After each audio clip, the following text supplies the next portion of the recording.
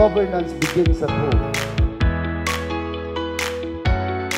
If the family is the smallest political unit, therefore, governance begins at home.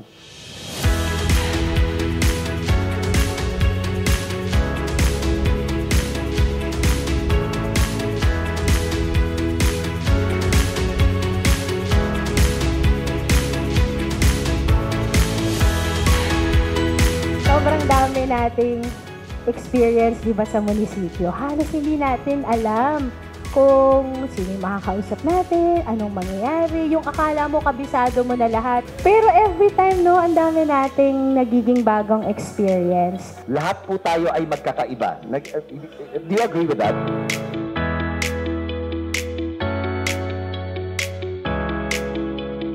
Para daw po magkaintindihan tayong lahat, dapat daw po common ang communication at common daw po ang experience.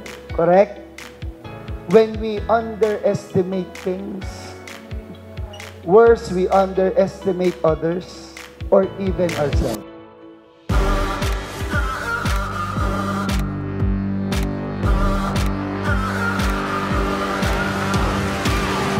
You're a hustler, you've got to hustle. There ain't no time for sleep. Just keep on moving, do what you're doing. So beginning today po, our mindset changes na madidistinguish natin ang pressure sa stress. Ain't stopping now, we get after it. Get after it. Get after it.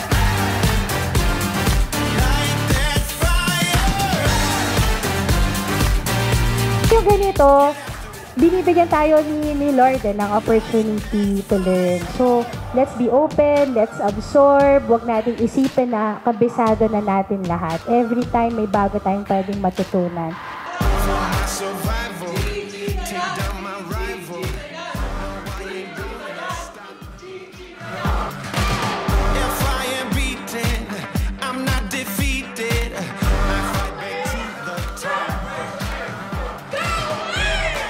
Alam niyo, lesson ko sa buhay, yung productivity mo, yung health mo, yung finances mo, yung trabaho mo, it's up to you where to accelerate, how to accelerate it.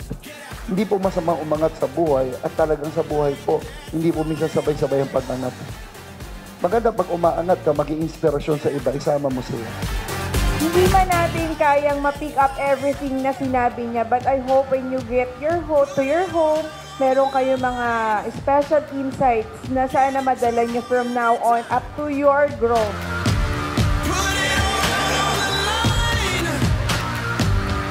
Napakahusay ng Diyos na binigyan niya tayo ng kakayahan. Siya daw ang pinagmumulan lahat ng mga mabuting bagay.